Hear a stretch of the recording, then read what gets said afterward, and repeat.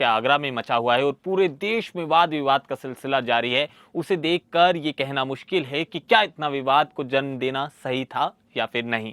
मगर जिस तरह से राजस्थान के जो शूरवीर महावीर थे राणा सांगा, उनको लेकर एक आपत्तिजनक टिप्पणी हुई और उसके बाद पूरे देश में हंगामा बरपा है।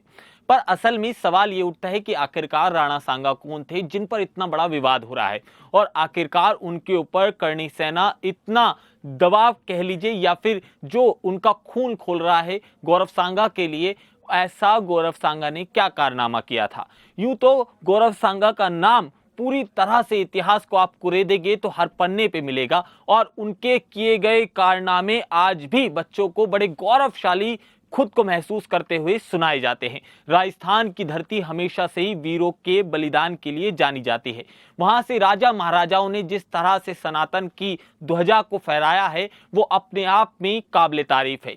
आज बात होगी राणा सांगा की। यूं तो राणा सांगा के जीवन को मात्र चंद मिनट की वीडियो में पिरोना असंभव है, मगर आज हम कोशिश करेंगे कि कुछ ऐसी बातें राणा सांगा की आपको बताएं जिन्हें सुनकर आप भी खुद को गौरवशाली महसूस करें। आपको बता दें, राजस्थान के गौरवशाली इतिहास में राणा सांगा का नाम स्वर्ण अक्षरों में अंकित है। उन्होंने जो युद्ध लड़े, उसके बाद उस युद्ध में उनको 80 घाव लगने के बाद भी उनकी गौरव गाथा प्रदेश में बड़े सम्मान के साथ गाई जाती है।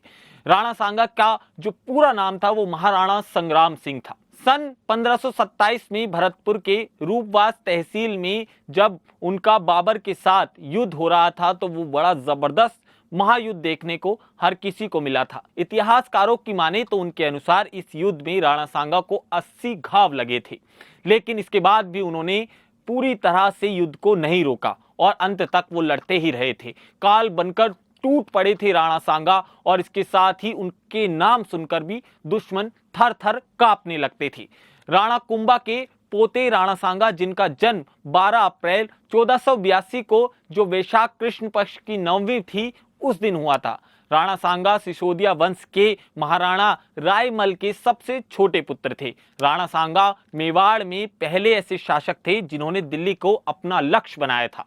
उन्होंने अपने आसपास की रियासतों को जीतकर पूरे विश्व में एक परचम फहराया था। उनकी इस जीत की जो शिलालेख है उसमें हर जगह आपको उल्लेख मिलता है।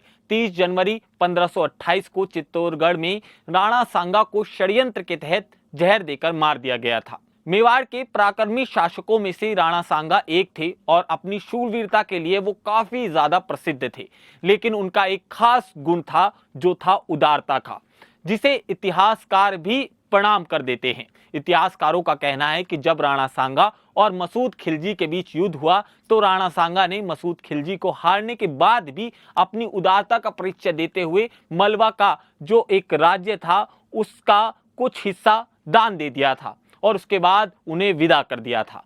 आपको बता दें, इसका उल्लेख आपको डॉक्टर गौरी शंकर की वीर शिवमणि महाराणा सांगा की एक पुस्तक में मिल जाएगा।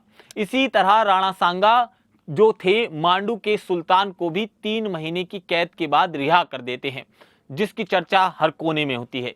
राजस्थान के गौरवशाली इतिहास में महाराणा सांगा का उदार शासक के रूप में उन्हें माना जाता है। राजस्थान के इतिहास की बात करेंगे तो आपको उनकी शूरवीरता के उदाहरण भरे पड़े मिलेंगे। इतिहासकार बताते हैं कि महाराणा सांगा जब भी युद्ध करने जाते थे तो वो एक अपनी विजय को याद करने के लिए और सबूत के तौर पर शत्रुओं का तंबू उखाड़कर अपने साथ लाते थे। इतिहासकार इसके साथ ये भी बताते हैं कि 1527 में राणा सांगा ने अपने बयाना की लड़ाई में कमल खान लोधी के जो सैन्य सिविल थे उन पर आक्रमण किया था और उसके बाद लोधी के तंबू को उखाड़कर अपने साथ ले गए थे।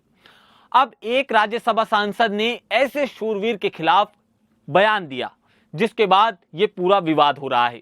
मगर ऐसे बयानों की जरूरत क्यों पड़ रही है? ऐसे शूरवीरों के लिए हम इन भाषा का प्रयोग क्यों कर रहे हैं? ये एक बड़ा सवाल है। और ऐसे में बड़ा सवाल ये भी उठता है कि आखिरकार इतनी बोलने की आजादी कब से आ गई कि हम अपने शूरवीरों के लिए इस तरह के शब्दों का प्रयोग करें।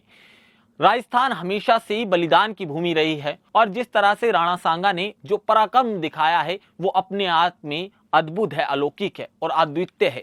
आज हर कोई उनकी कहानियां पढ़ के खुद को बड़ा गौरवशाली महसूस करता है और ये हमारे लिए बड़ी खुशनसीबी की बात है कि उन्होंने हमारी भारत जैसी पवित्र धरती पर जन्म लिया। यूं तो ऐसे बड़े बलवान लोग पिछले समय में थे जिन्होंने आजादी में अपना योगदान दिया। मगर जब मुगलों का शासन था, उस मुगलों के शासन में भी कुछ लोगों की तूती बोलती थी, उनमें से ही राणा सांगा एक थे। आपको राणा सांगा के बारे में और क्या कुछ जानना है वो आप हमें वीडियो के कमेंट सेक्शन में जरूर लिखिएगा और हम कोशिश करेंगे राणा सांगा पर एक पूरी वीडियो आपको दिखा पाए जिसमें उनके बचपन से लेकर उनके जो बेशक वो आज हमारे दिलों में अमर हैं, मगर उनके अंतिम समय तक की कहानी हम आपको जरूर साझा करें। नमस्कार।